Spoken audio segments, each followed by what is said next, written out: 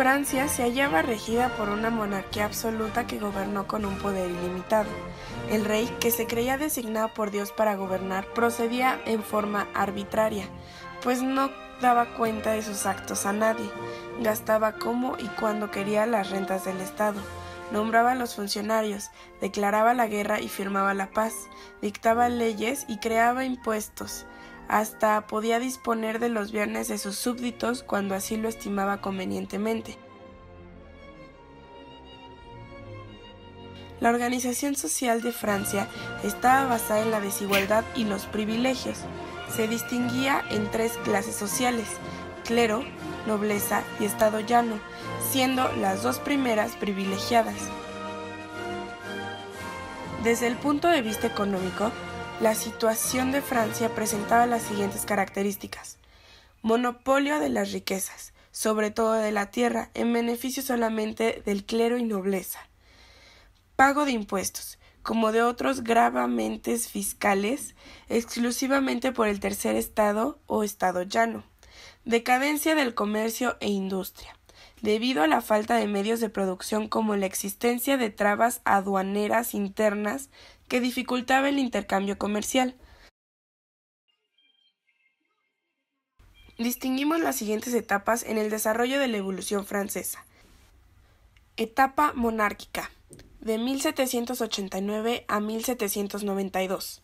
Comprende desde el estallido de la Revolución hasta el 21 de septiembre de 1792, fecha en que quedó abolida la monarquía. Estados Generales 1789. Los Estados Generales fue convocado por Luis XVI, rey de Francia. Se reunieron en Versalles el 5 de abril de 1789. Los Estados Generales eran una especie de asamblea integrada por 1.200 diputados. La crisis económica obligó al soberano francés a reunirlos para que adaptaran así las medidas más convenientes. El tercer estado quiso aprovechar de dicha asamblea para presentar peticiones favorables al pueblo. El rey y la nobleza no tomaron en cuenta estas reformas. La petición que no tomaron en cuenta fue la de derecho del voto por cabeza. Entonces el tercer estado desacató la orden de Luis XVI y se reunió separadamente.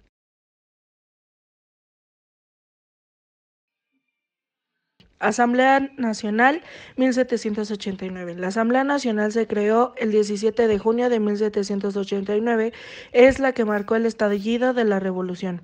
El rey clausuró la sala de sesiones a la Asamblea Nacional, la cual ocupó la sala de juego de pelota, en la que los diputados juraron no separarse hasta haber dado una constitución a Francia. Asamblea Constituyente, 1789 a 1791. El soberano francés cedió ante los acontecimientos de la Asamblea Nacional, invitando a que se sancionara las tres clases sociales. Así surgió la Asamblea Constituyente. El rey había perdido su autoridad y la monarquía absoluta llegaba a su fin. Los principales acontecimientos fueron: la toma de la Bastilla el 14 de julio de 1789. El pueblo de París atacó la fortaleza de la Bastilla y la ocupó.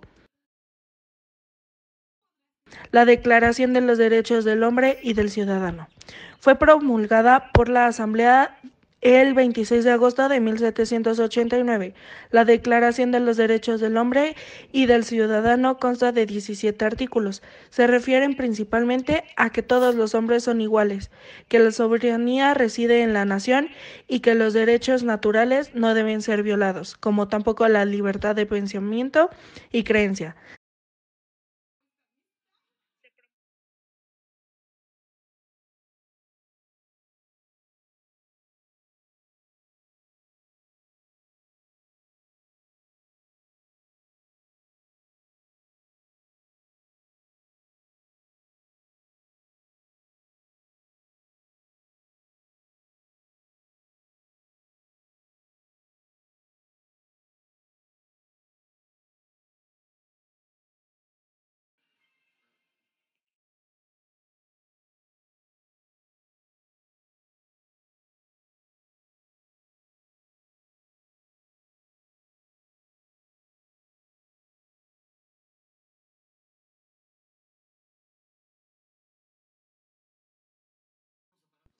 Etapa republicana, etapa que comprendió desde el 21 de septiembre de 1792 hasta el 19 de noviembre de 1799, en el que Napoleón Bonaparte da el golpe de estado del 18 Brumario y establece el consulado en provecho suyo.